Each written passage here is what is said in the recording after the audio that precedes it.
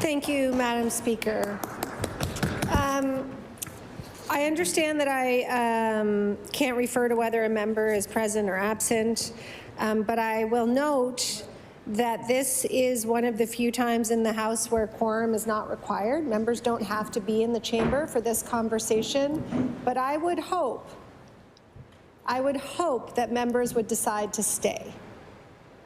Because what we heard today in the scrum from the Premier, when he was asked whether people would be sleeping in tents this winter, was an unqualified yes.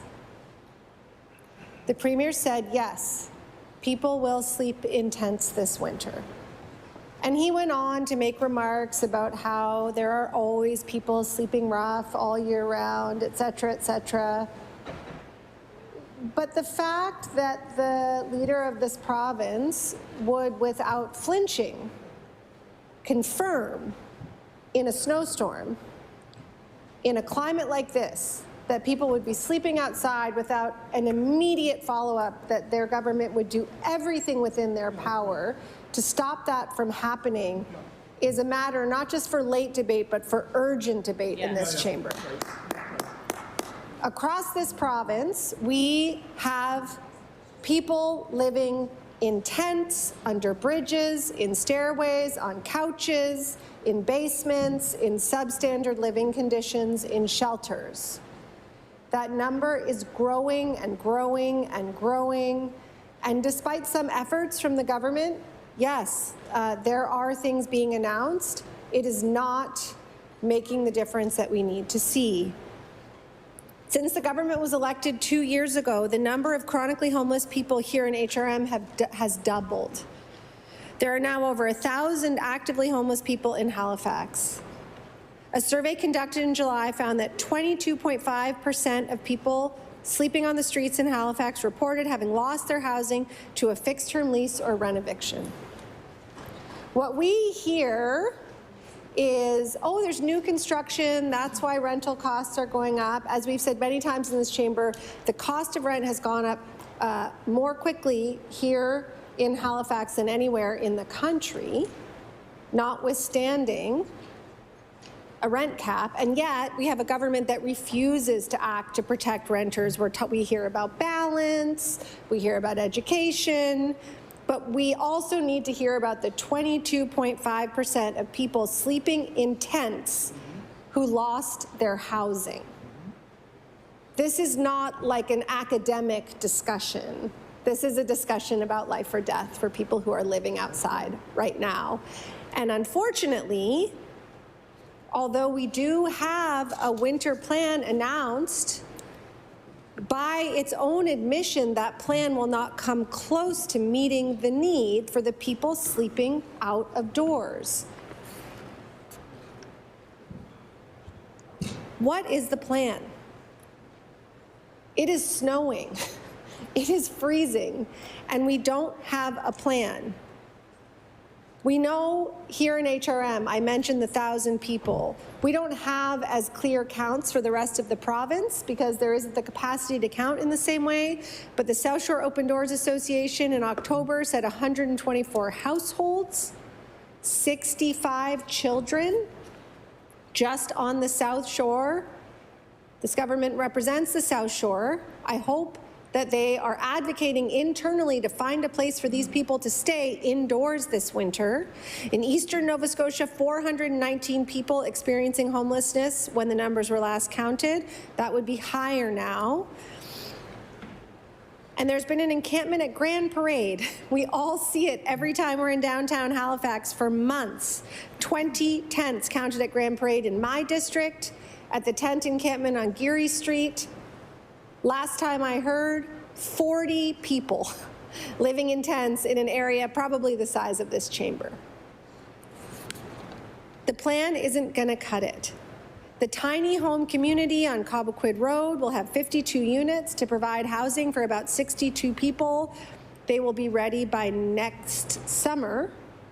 But what will these folks do during the winter? The province is spending $7.5 million for temporary housing produced by Pallet 200 units in Nova Scotia, 100 units in HRM in the face of 1,000 people that we know of sleeping outdoors. And we know that there's apparently, we heard today, and maybe we will hear from the government in their response. Today, the government finally said, yes, we're going to have an emergency shelter in HRM. We figured out where it is, but they won't tell us where. In Dartmouth, where we have the bridge, which I hope the government is not counting in their supported housing numbers, because the bridge is not supported housing. It is a shelter. It is a hotel where people have a room and a toilet. They don't have a kitchen. They don't have like anything that resembles an actual home. It's a shelter. It's supposed to be temporary. You're supposed to come in and out as you need a shelter. We have the modular housing units. We have the tent encampment on Geary Street. And we have so many more people. This number of people that will be accommodated, it won't scratch the surface. So these undetermined location shelter in HRM, I think the word was Halifax. What's that going to do for folks on the Dartmouth side? Between Dartmouth North and Dartmouth South, we have hundreds of people sleeping rough. Where are they going to go? We have no idea. These announcements are all a step in the right direction. We need more shelter beds, but we need more housing. And we've had a long time to figure out what that housing is going to look like. And the only conclusion that we can come to is that the government doesn't understand the magnitude of this problem, and so we are taking this opportunity to impress upon them the magnitude of this problem. People living in tents are working full-time. They are attached to the labor force. Not all of them, but some of them. Some of them were driven to homelessness by the shockingly insufficient income assistance rates, which have been frozen in the face of record inflation. The provincial government is responsible for housing. They are not responsible for paving the way for developers to do things that enrich them. Developers build. We need that. It's great. We need to expedite planning rules. That's great. But to solve the housing crisis, to solve the number of people living in tents, to solve the fact that our shelters are full, we need affordable housing. That is non-market housing. That housing is built by nonprofits and co-ops. Public housing, 222 units is great. Again, that's in the context of a wait list of thousands and thousands and thousands of people who are waiting years and years and years.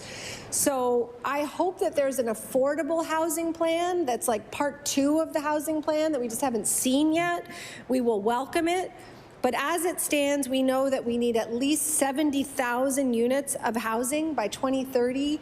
We know that more than 30,000 of those need to be affordable, and we don't see anything that takes us even close. We have been fighting for more and better housing for years. We would say this in the chamber 5 years ago, and the government of the day would roll their eyes. Oh, there's the NDP talking about housing again. And here we are. We are in a full-blown housing crisis, and we will continue to say the same thing. Everyone deserves a roof over their head. We have responsibility for housing. It is our job to ensure that every person in this province is sheltered this winter and that everyone has access to a home that they can afford. And we look forward to the government letting us know how that's going to happen. Thank you.